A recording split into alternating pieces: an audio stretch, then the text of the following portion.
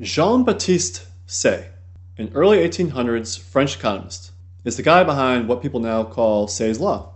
He wasn't claiming magic, he was describing how production and income move through an economy.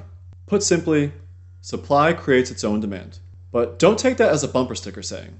Say meant that entrepreneurs produce goods and services that generate incomes, wages, profits, rents, and that income is then used to buy other goods. Production creates the means to consume. In other words, making stuff puts money in the pockets that buys stuff later on. That circular flow is the basic insight. Production enables spending. Austrians take Say's idea further. The economy is not a single pile of demand you can fiddle with in aggregate. It's a complex, time-structured process of production.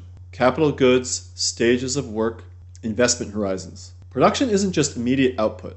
It's coordinated plans across time. The coordination is signaled by prices, profits, and interest rates. From an Austrian view, the real issue isn't simply not enough spending. It's whether resources and investment match real consumer time preferences and available savings. So if you ignore the capital structure, if you try to boost spending without matching it to real resources, you distort entrepreneurial signals and create malinvestments. In short, production plus honest price signals equals sustainable demand. Artificial fixes often hide deep mismatches. Keynes argued when private demand collapses, government should step in and run deficits, spend on projects, get money flowing, and restore employment. That's the classic macro answer. Boost aggregate demand and the economy recovers. It's pragmatic and politically attractive because it looks like an immediate relief. Let's critique Keynes through the Austrian lens. So first, aggregate spending is too coarse. What you spend on matters. Government dollars can keep the wrong projects alive. Stimulus can mask malinvestment. Cheap money and fiscal props prevent necessary liquidation and reallocation. That postpones correction and makes the eventual bust worse. Savings aren't theft. Real savings supplies the resources for longer, more productive processes. Forcing spending or inflating away claims redistributes and distorts time preferences. Price signals matter. Distort interest rates or prices, and entrepreneurs get false signals about what to build. So you end up with factories and investments that don't match what real customers want. So again, Keynes fixes a short-run symptom, lack of spending, but Austrians worry the cure often deepens the structural disease. Let's look at a short example. A town makes cars people aren't buying. So Keynes, government buys the cars to keep the factories open. Payrolls stay intact. Austrian side, those orders don't reflect real consumer preferences. So resources remain stuck in unwanted cars.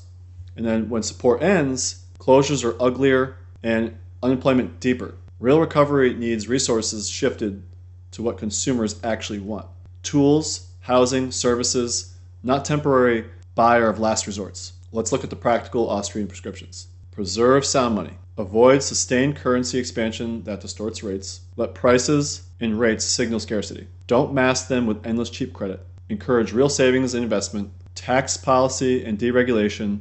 Then remove barriers to capital formation. Favor structural reforms over one-off stimulus. Help labor and capital reallocate rather than papering over the mistakes. People rightly worry about job losses if markets are left alone. Austrians don't celebrate pain, they argue honest reallocation. Though painful, leads to sustainable recovery and new, better-suited jobs. The alternative? Repeated stimulus and rising public debt. It risks creating chronic fragility and poor outcomes in the long term. Say's law, seen through an Austrian lens, reminds us that production, capital structure, and honest price signals are the foundation of demand. Keynesian stimulus can help in the short term, but repeated use without regard to real resources and signals creates bigger problems. Want more Austrian takes on policy? Subscribe, drop a comment, and share with a friend, and I'll see you in the next video.